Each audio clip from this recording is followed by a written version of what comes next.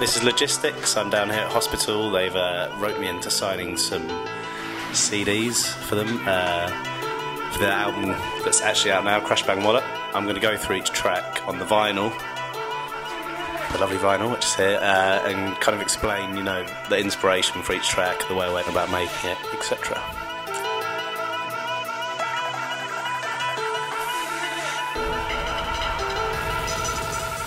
Okay, Warehouse, track A on the LP.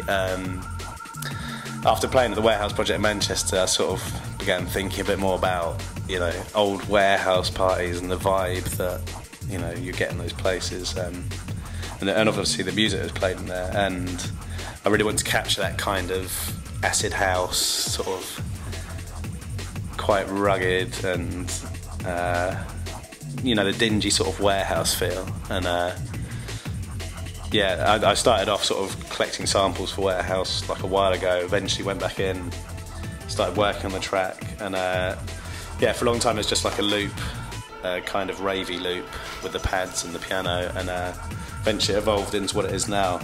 Went through kind of different beats and different bass lines for it, and eventually settled on that kind of gritty break that's in there now.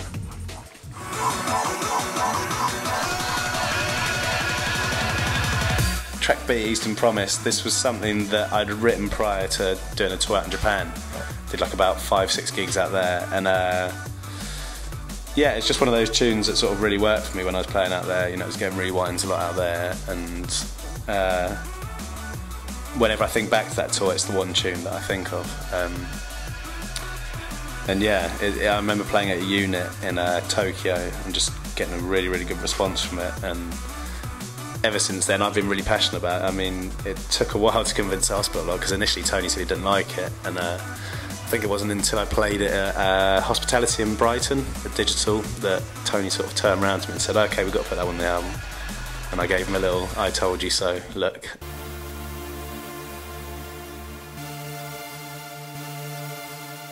Right, moving on to Salvation, third track on the LP. Again, like another ravey track.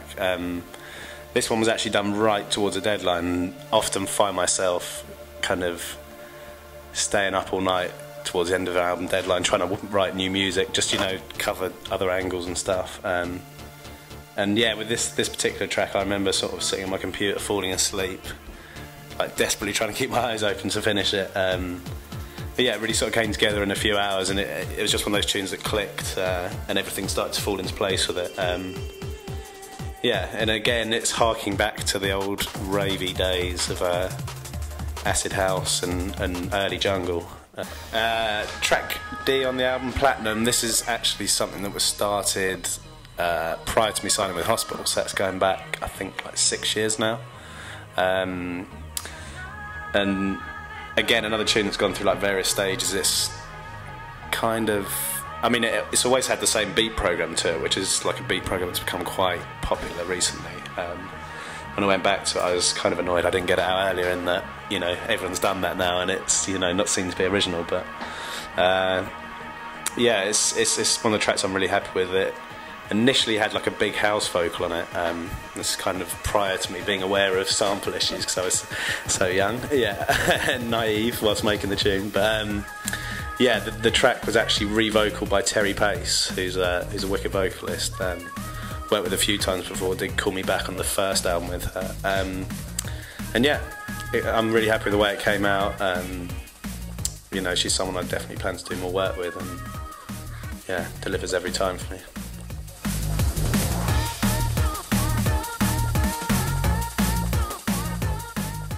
Transporter, track E on the album, it's a funny one, this, because I really wasn't into this when I made it, and Tony and Lincoln, London Electricity and High Contrast, were both really into it, playing it a lot, and it took quite a long time for me to be convinced, you know, that it was worthy of going on the album, and now it's probably one of my favourite tunes. But yeah, this was a track that I did in literally a day, after a very long weekend, and you know, quite kind of knackered and a little bit down with the world, you know, and I just went in, made it in like a day.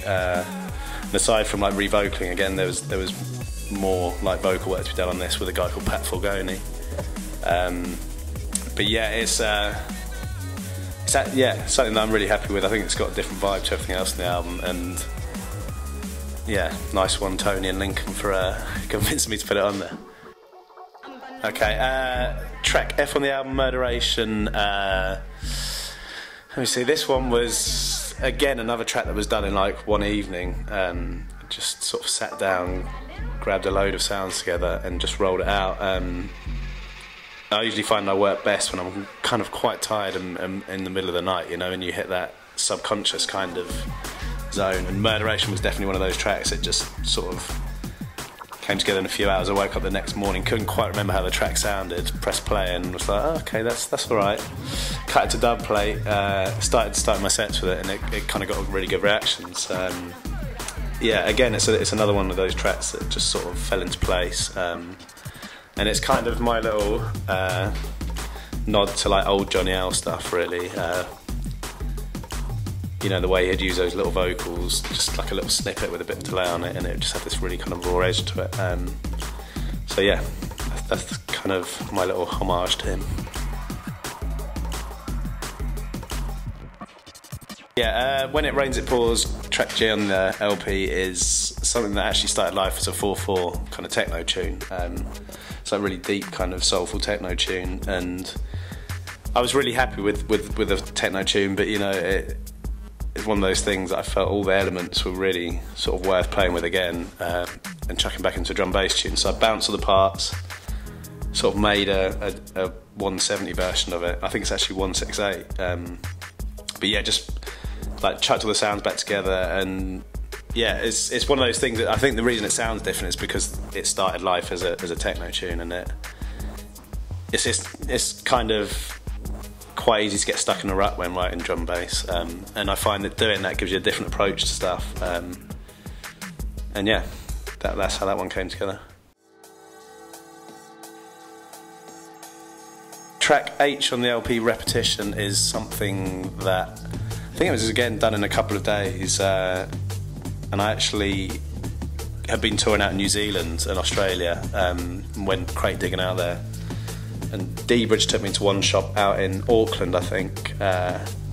We went in, came out with a stack of vinyl. When I got home, couldn't really remember what anything sounded like. Went back through the vinyl, played a load of tracks, and yeah, just sort of stumbled on a lot of good stuff that I hadn't really realised that I'd bought out there. But yeah, went about sort of getting all the sounds together, went in, made Repetition, and yeah, it's kind of my little post-New Zealand tour tune. So yeah, and another one that I sort of started sets with for quite a while, and yeah, based on that reaction, decided that it was probably worth it going on the LP. I've been Logistics. That was my track-by-track breakdown of Crash Bang Wallop. I will see you out on the road soon. Thanks.